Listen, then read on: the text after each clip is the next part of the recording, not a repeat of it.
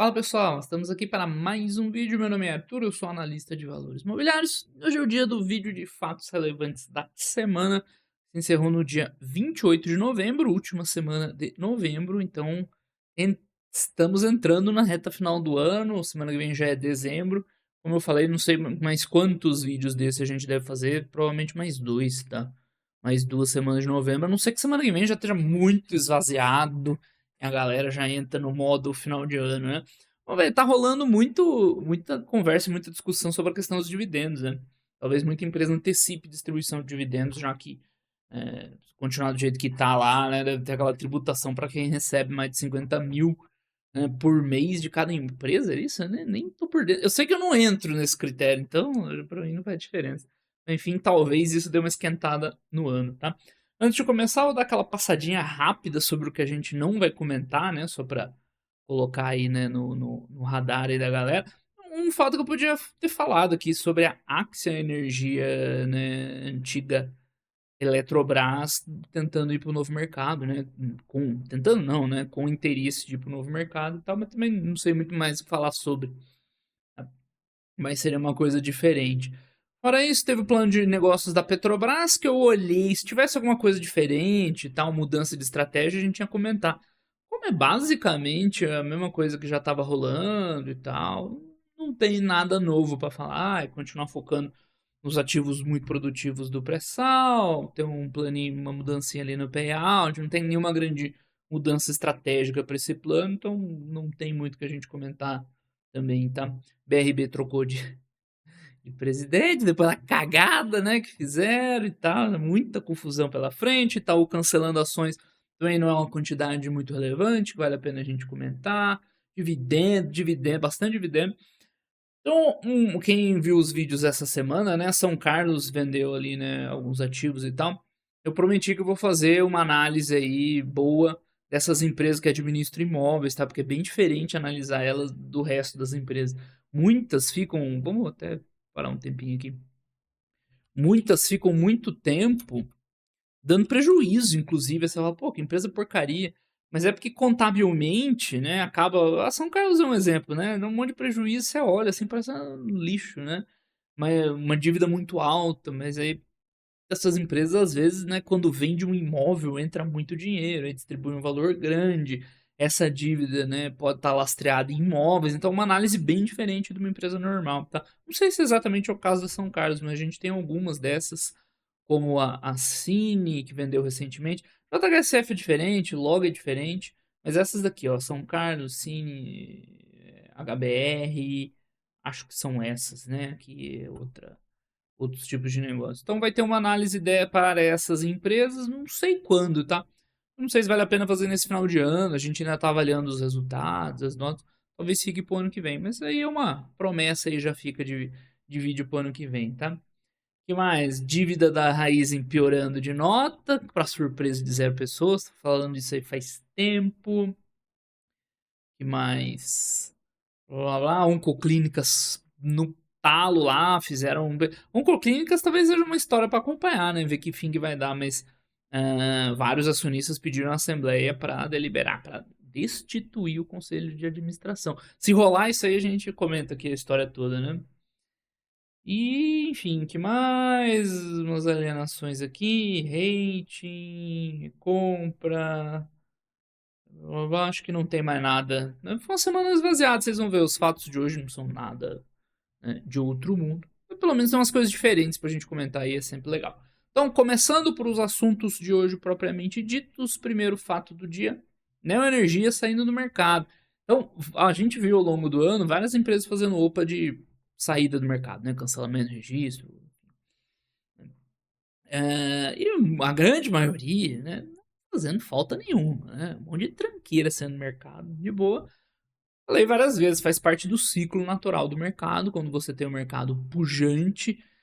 Pujante, diga-se múltiplos altos, né? Porque hoje eu vou aproveitar para comentar uma confusão aí que o pessoal tá bugando a cabeça, não tá conseguindo entender, que confunde termos, tá? O que eu quero pro IPO, por exemplo, né? O que seria esse mercado pujante? É basicamente múltiplos altos. Quando você vai abrir o capital, você vai vender as ações da empresa. Quanto mais alto for o múltiplo dela, né? Mais alto o mercado avaliar, mais dinheiro você vai levantar vendendo as mesmas ações, né? Isso é simples, matemática básica. E se o mercado está muito com múltiplos muito deprimidos, o que acontece, né? Para você abrir capital, você vai levantar pouco dinheiro vendendo as mesmas ações. E na outra ponta, que é o que a gente está vendo hoje, na hora de fechar a capital, se o múltiplo está muito esticado, vai custar caro você recomprar todas as ações. Mas quando os múltiplos estão baixos, você consegue botar um dinheirinho de boa, fecha o capital e depois você tem a empresa inteira para você. Então isso é normal, tá? Nesses ciclos de mercado, múltiplos mais elevados, múltiplos mais baixos, né? Vai fechar um monte de empresa quando começar o mercado mais forte de múltiplos, tá? De preço, não estamos falando. Quer dizer, a confusão tem a ver com preço também. Mas quando começar o mercado de múltiplos mais elevados, a gente vai ver o contrário, uma onda de IPOs e tal, um monte de empresa na fila aí para fazer IPO, esperando aí as condições melhores.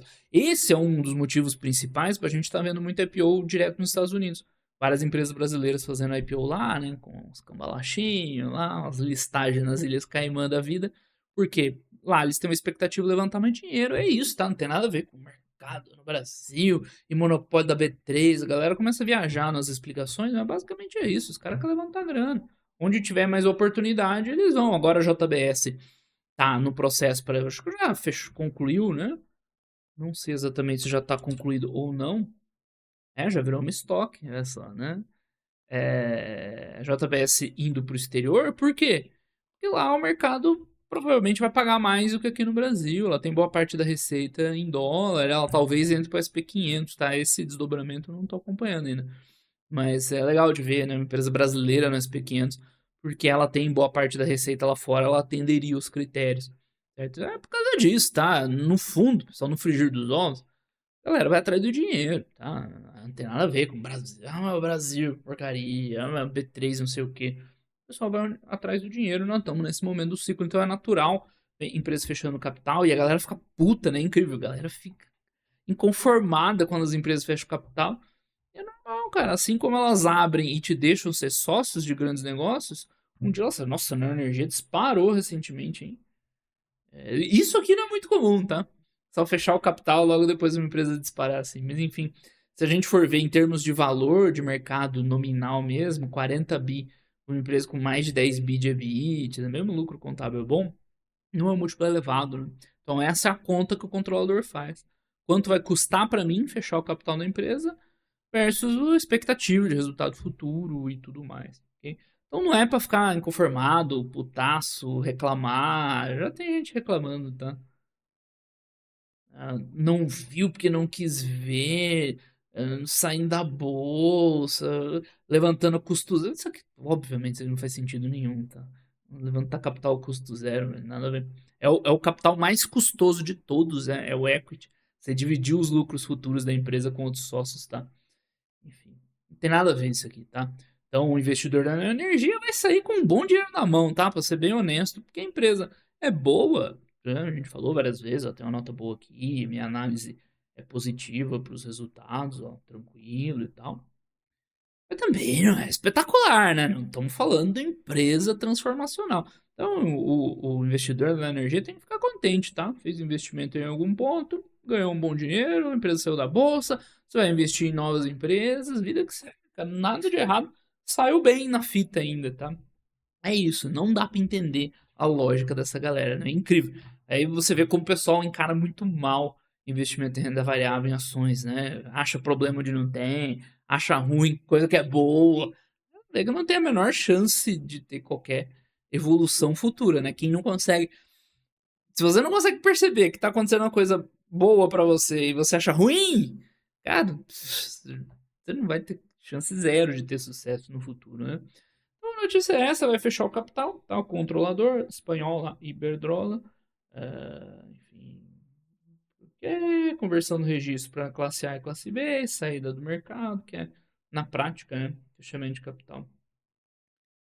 Os justificativos, eles têm que dar por normativo, mas é sempre umas coisas genéricas e tal. Enfim, tá fechando capital por causa disso, né? Fechando capital porque enxerga que a empresa está valendo menos que poderia valer no futuro. E isso acontece com várias empresas do mercado hoje. Não, é o que eu falei, eu já estava quase esquecendo. Qual que é a confusão que o pessoal está vendo no mercado? Se você olha o Ibov, ele está batendo recordes. né, o índice do mercado brasileiro. Recordes, recordes. Então a galera não consegue entender. Nossa, até saiu uma reportagem hoje no Globo. Eu vi e já mandei pro Eduardo, porque ele gosta de fazer esses vídeos, né? Pra ele comentar. Bovespa batendo recordes, mas empresas saindo do mercado. O que está acontecendo? Viagem, velho. Os caras não entendem essa diferença chave. O Ibov tá batendo recorde de preço, mas relativamente as empresas continuam valendo pouco perto dos resultados que elas estão entregando. Então o que, que aconteceu assim? De uma maneira muito simplista, tá? As empresas foram, no geral, né? Vou considerar que o Ibov é uma boa amostra do mercado brasileiro, que não é, né? O Ibov é uma péssima amostra, é uma amostra horrível. Já expliquei isso aqui em vídeo também, só procurar. Mas vamos supor que fosse uma boa amostra aí do mercado brasileiro. O que aconteceu nos últimos anos? As empresas estão melhorando, principalmente as boas empresas, né? Tem muita boa empresa no Brasil. Vai melhorando, vai crescendo os resultados e tal. E o mercado de preço, esse aqui, da cotação, às vezes acontece isso aqui, ó, fica anos e anos sem sair do lugar. Então você vai tendo um descasamento entre os fundamentos econômicos, as empresas vão melhorando, vão crescendo, vão investindo em mais coisas, comprando mais ativo, tudo. E o mercado tá pagando pouco por N motivos, que eu já falei vários aqui, né? As minhas teses, que o mercado não quer que as coisas dêem certo, né? Porque ele não concorda com o que tá rolando, com o governo que tem, com a gestão. Então o pessoal quer enxergar o cenário errado, quer encaixar, né? Quer enxergar um cenário ruim, porque tem que ser ruim, porque ele acha, né, que as coisas estão ruins, né? A gente falou já muito sobre isso. Então, o mercado não quer reconhecer o valor das empresas. Tá lá um monte de empresa, valor que nunca a gente viu, ao longo desse ano. Mesmo que o Ibov batendo recorde, mesmo a bolsa sendo o investimento, vai fechar o ano aí, né, com os melhores investimentos provavelmente. Tá?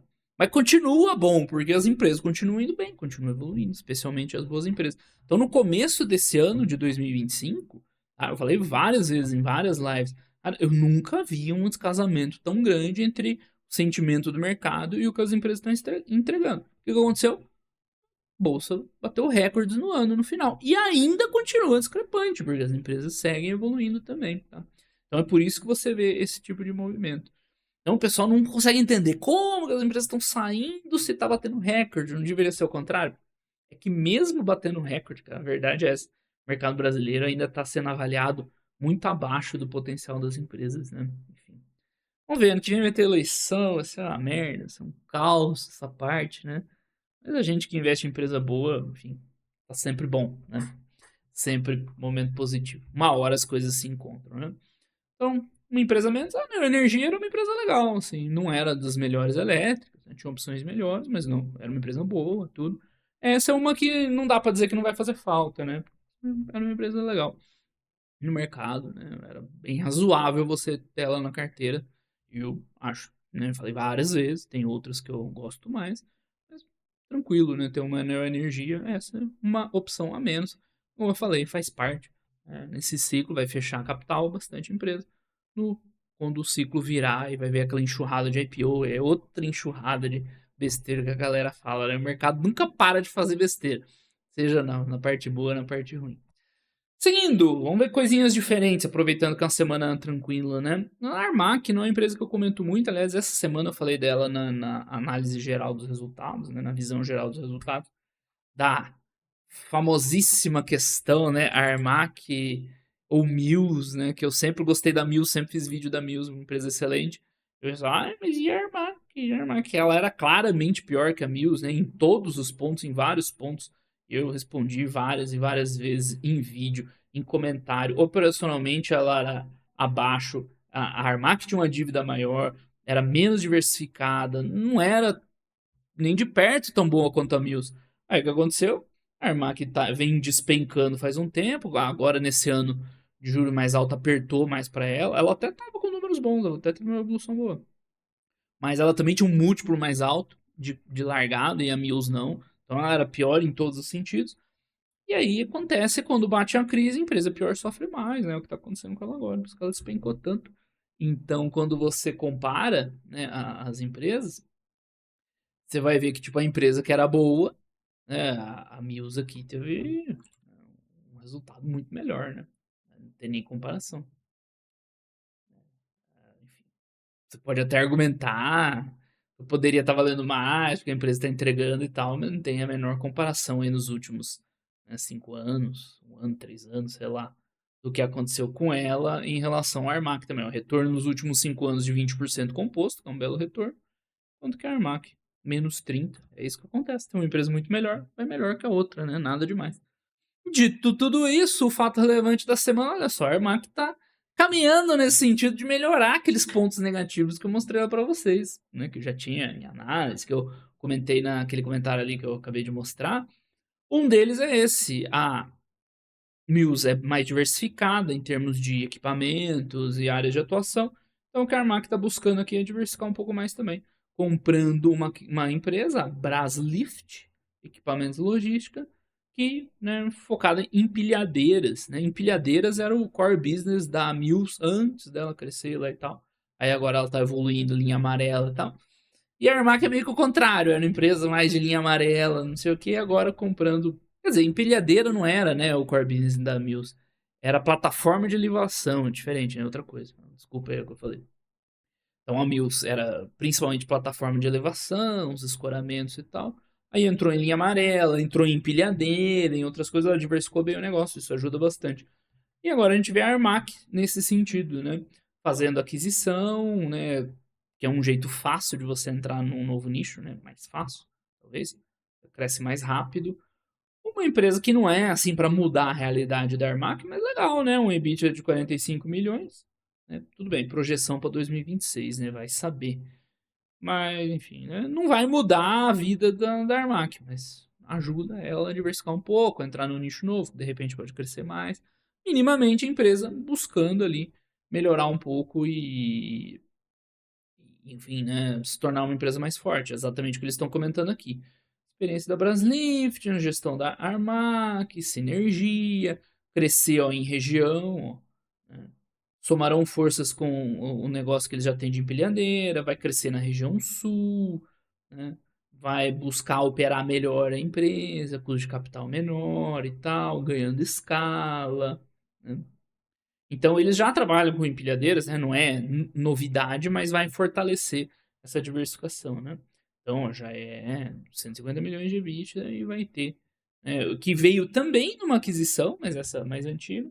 Agora a nova aquisição vai acelerar um pouco mais, tá? Então, interessante. A Enterprise veio de 155 milhões para um EBITDA de quanto? 45? Foi uma aquisição barata ainda, né? Um valor legal. Umas 4 vezes EV/EBITDA. Além de tudo, né? Parece ser uma boa condição de valor, mais barato do que a própria Armac, né? Que é uma empresa, vamos ver aqui como é que tá o EV dela 3.3, com EBITDA de 6. É uma aquisição mais barata, né? Bem grosseiramente do que a própria Armac, né? Então, uma aquisição legal. Como eu falei, o tamanho não muda a realidade da empresa, né? Vai transformar a Armac. Pelo menos você vê a empresa buscando, né, diminuir aquela diferença que a gente viu ali para Mills, diminuir o gap. Quem sabe um dia falar, ó, a Armac buscou, diversificou, expandiu, desalavancou e tal. Aí hoje é uma empresa no mesmo nível de qualidade, né? Mas não tem jeito, aquilo que eu falei essa semana, se você não consegue ver uma diferença, essa diferença aqui, ó, já em 2024, onde já era bem claro. Eu falo isso aí desde 2021, né? Mas tudo bem. 21, 22, não vou lembrar exatamente. Mas 2024 já era muito claro, né? Você não consegue enxergar a diferença de uma empresa nitidamente melhor que a outra. Esse vídeo acho que eu só falei disso. Que a Armac caiu 70% desde o IPO e tal, e tal, e tal. Mesmo que ela melhorou bastante, né, o operacional. O IPO dela foi quando aqui, o 2021, né, de 2021 para cá. Sem contar esse ano, né, que ela começou a sofrer bastante. Foi um belo resultado. E mesmo assim ela caiu 70%. Então tem um vídeo só explicando isso aí. Mas se você não consegue ver essa diferença, você vai ver o que no mercado? Uma diferença tão óbvia, né? Tão clara. A resposta eu sei, na verdade, essa galera que força a barra para comprar Armac, para falar da Armac, é porque foi na dica de outros, né? Na dica ruim da galera que tem por aí na internet. É sempre essa a resposta, né? O cara fala, não, mas a empresa isso, aquilo. Na verdade, ele só ouviu alguém falando besteira e replica. Até pra falar besteira, a galera não consegue brotar sozinha, né? Com as coisas. Mas é isso, pessoal. O mercado, ele vai te dar o duro choque de realidade, né? Não tem bullshit aqui, não tem narrativa. um dia o mercado te dá a lição que você precisa, né. Aí, positivo. Falando sobre a Sabesp, tá, pra aproveitar um ponto que a galera tem dificuldade um pouco de entender. O Sabesp no geral, né, a gente tem falado bastante, já que a Equatorial mudou ela da água para o vinho, né, e tal, não sei o quê, falou bastante já. E como que você gera valor nas empresas de saneamento, por exemplo? Um dos jeitos é o que a Equatorial fez com a Sabesp. Choque de gestão, reduzir expressivamente as despesas em todas as linhas. Foi incrível o trabalho que a Equatorial fez. O lucro da empresa disparou simplesmente, né? Cresceu muito. Principalmente com redução de despesas, tá?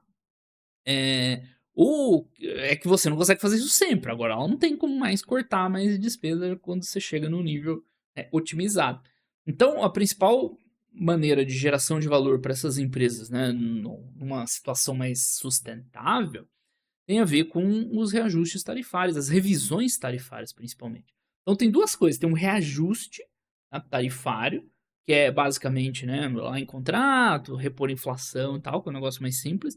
Tem a revisão tarifária.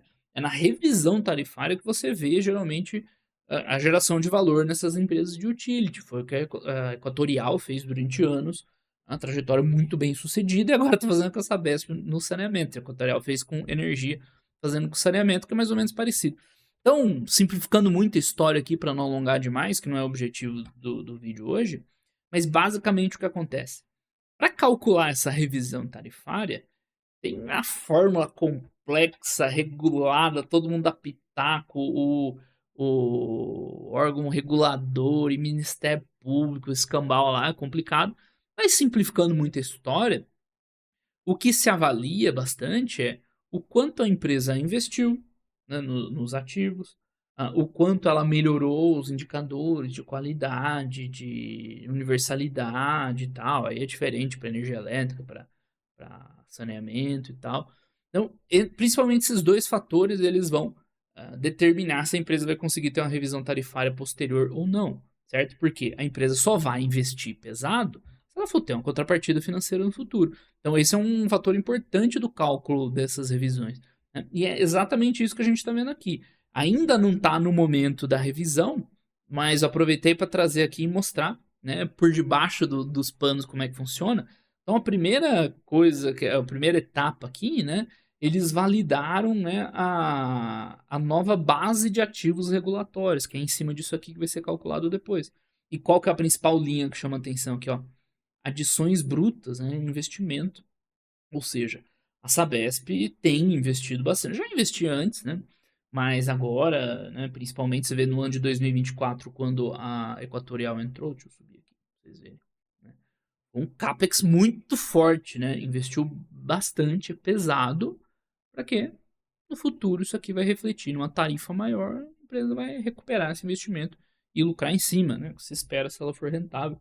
Então você vê esse toque da gestão, essa mão da gestão, que tem um efeito de médio e longo prazo, deixa eu pôr aqui no trimestral.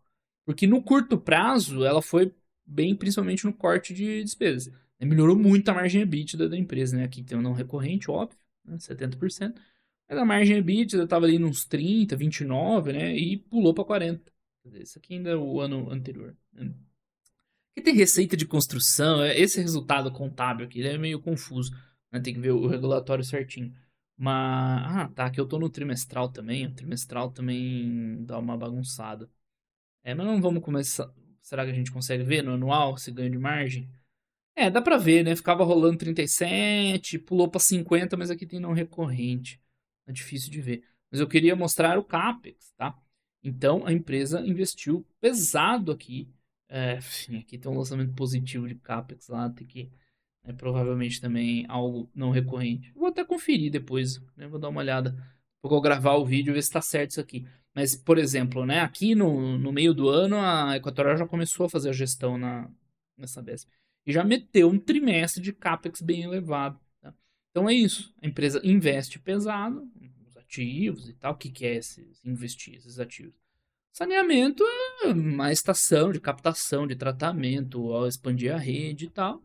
Aí ela chega e fala: Ó, meus queridos, investi X, aumentou a base de ativos regulatórios, e aí em cima desse valor vai ser calculado uma eventual futura, né, reavaliação tarifária da empresa, perfeito? Então é assim que começa, é o processo da reavaliação, e é assim que você gera valor mais para longo prazo, né, na maneira mais sustentável. Porque corte de despesa foi espetacular que ela fez, mas não tem mais de onde tirar, né? Não tem mais de onde cortar. Então, você vê que a gestão já chegou atuando em duas frentes, né? Uma para reduzir no curto prazo e vamos ver no futuro se elas vão ter né, sucesso nessa estratégia aí e repor por meio de tarifas esse investimento que foi feito agora, tá? Então, interessante mostrar aí a cozinha do processo, aí, pelo menos uma parte, né, como é que funciona. Seguindo aqui, vamos falar da automóvel, que a gente, enfim, tem uma certa decepção, né? O negócio foi segregado da Vamos, os concessionários. Os números são muito ruins, né? Pelo amor de Deus, número muito feio, a dívida muito alta, né? A empresa até tá entregando agora tipo, não tem como ver o histórico, comparar com o histórico, porque era outra história. Aqui, acho que quando foi feita, né, a segregação e incorporação, porque a automóvel, ela surgiu dos ativos, segregação dos ativos de concessionária que estavam dentro da Vamos, com outros ativos de concessionária que estavam dentro da Simpar, tá? Nem sei se estava dentro da JCL ou não, mas estava dentro da Simpar, vai. Falar assim. Então, tipo, não existia automóvel antes. Então, olhar o histórico aqui é só ajuste contábil, né? A empresa começou a existir basicamente aqui, tá? Ao longo desse ano, se eu não estou enganado. Ah, e um cenário bem feio, né, para esse 2025 dela. A empresa nasceu já com a dívida muito alta, um operacional que não é ruim, gera bastante EBITDA até. Só que, cara, vai tudo para comer o resultado financeiro, né? Gera muito pouco caixa positivo, o mesmo EBIT, né? Então por isso que ela tá com esse valor de mercado bem deprimido. E aí o fato relevante é eles fizeram um automóvel day e tal. Ah, na verdade vai, enfim, já foi.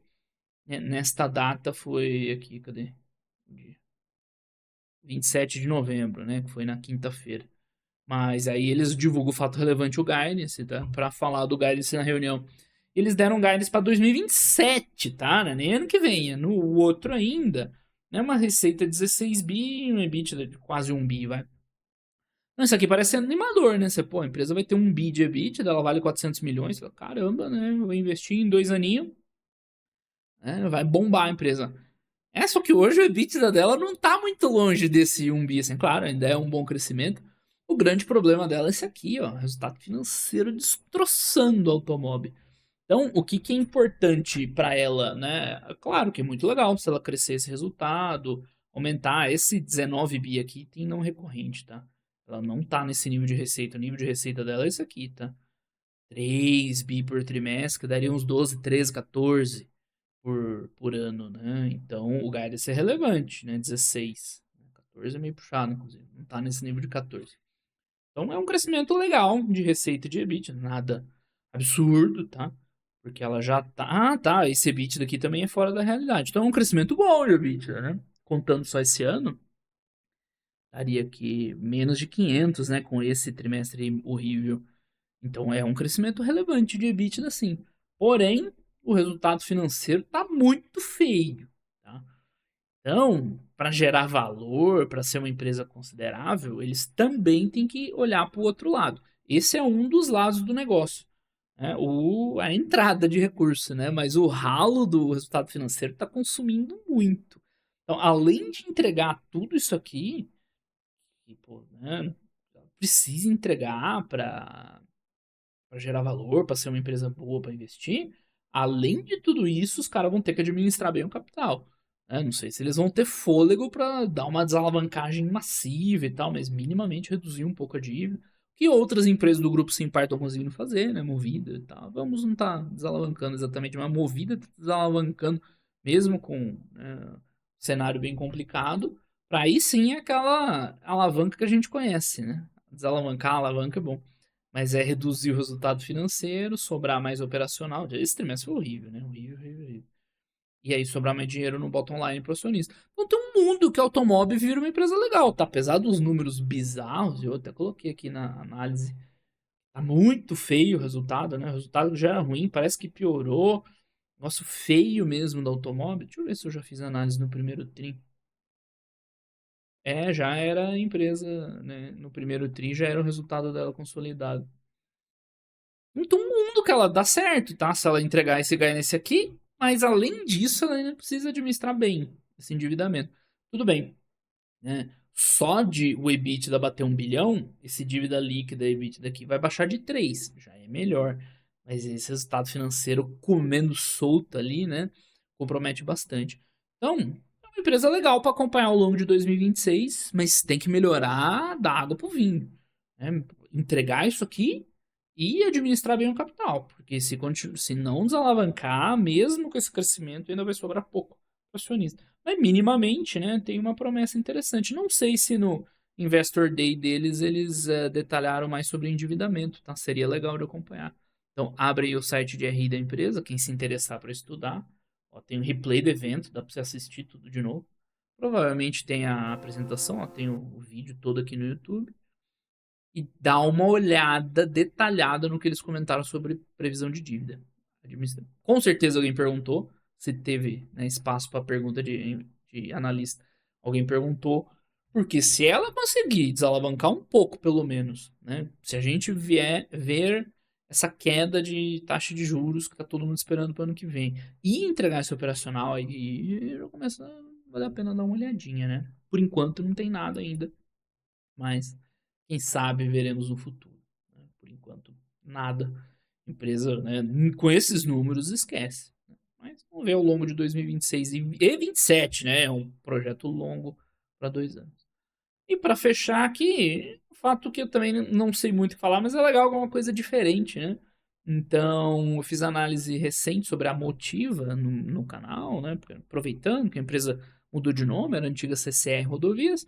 Recentemente a gente viu eles vendendo ah, a operação dos aeroportos, né, por um valor grande, vai ajudar ali a dar uma desalavancada, focar na operação ali das rodovias e tal. Lembrando que a Motiva, né, a antiga CCR tinha um monte de coisa diferente. Tinha trem, metrô, rodovia, aeroporto, as barcas, né, que já acabou o contrato de Niterói, ela diversificava bastante. Agora estão no outro movimento de focar, que eu já tinha comentado, e agora essa é uma notícia que eles vão juntar com a EcoRodovia. Isso aqui não é muito comum, né? Dois concorrentes assim juntando para operar o tal do pedágio free flow, né, que é aquele pedágio que você não precisa parar na cancela, pagar ali para abrir e você sair. É uma medida automatizada lá. Eu nem sei como é que é o free flow exatamente. Faz muito tempo que eu não dirijo em estrada, em estrada grande. Mas, por exemplo, lá nos Estados Unidos, cara, lá é tudo automático. Você nem sabe que você tá num lugar pedagiado, se você não prestar atenção. Já captam com a câmera, geralmente, já vê tua placa, já lança lá o valor. E enfim, você nem sabe que você tá andando no lugar pedagiado. Essa é a ideia.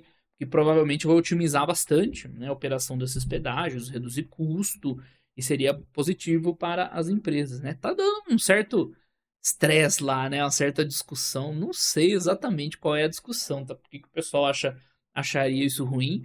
Porque é bem legal, tá? Para quem dirige também, você só passa e não tem que se preocupar com nada. Mas, voltando aqui para a história, é uma coisa que não é muito comum, né? Você vê duas concorrentes se juntando. Então, eles informaram que vão se juntar, vão criar tipo uma joint venture, né? Para investir na empresa aqui, Inovap, administrações e tal, que tem a tecnologia do pedágio digital, cada uma vai ter 50%. A ideia é isso aí, né? É promover a tecnologia, até porque tem uma regulação que tem que ter uma interconectividade entre as diferentes concessionárias e tal. Então isso aí facilitaria.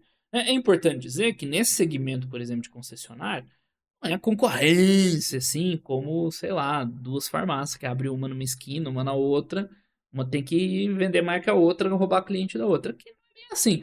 Elas concorrem, sim, no momento da concessão de ganhar concessões, com os lances e tal. Aí sim, é concorrido, é disputado, tem estratégia, não sei o que lá. Mas depois desse momento, cada uma com a sua concessão ali, tem concorrência, né? Então faz sentido elas se juntarem para buscar ali uma solução que seria benéfica para as duas empresas. O pessoal não está acostumado muito a ver isso, né? Empresas cooperando para ter um bem comum. No exterior é mais comum, aqui no Brasil não é muito comum, não. E enfim, é legal, é uma curiosidade aí. não entendo tanto assim desse business aqui para saber o quanto isso aqui vai melhorar e mudar e tal, mas com certeza é positivo para ambas, tá? É isso aí, pessoal. Esse foi o vídeo aí de fatos relevantes da semana. Não importa quantos fatos tenha, né? Quão grande seja, sempre fica o vídeo aí na faixa de meia hora, né? 30 minutos, um pouquinho mais. É, parece que tá na programação automática. Hoje achei que ia sair um vídeo mais curto, mas é legal, deu umas discussões interessantes ali, né? Uns fatos diferentes um pouco pra gente comentar. Beleza, pessoal? Então por hoje é isso aí. Grande abraço aí pra todo mundo. Até os próximos vídeos. Valeu!